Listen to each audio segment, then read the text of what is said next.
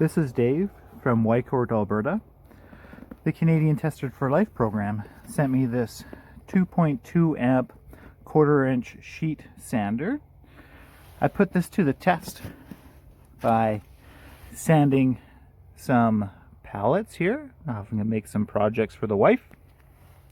What I like about this is that it comes with a filter that's transparent, which is kind of nice to see when you need to empty it. It also comes with this punch pad.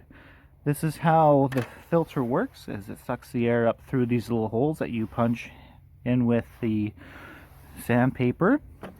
So let's just give it a little shot here and see how it works.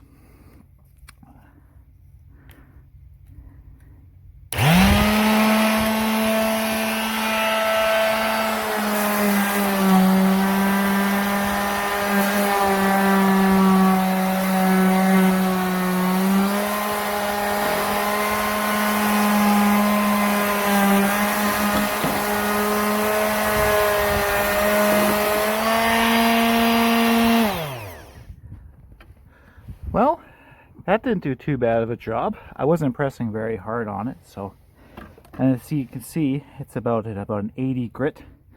It works well for probably some medium to small jobs. My next project is probably going to be a door and resanding that.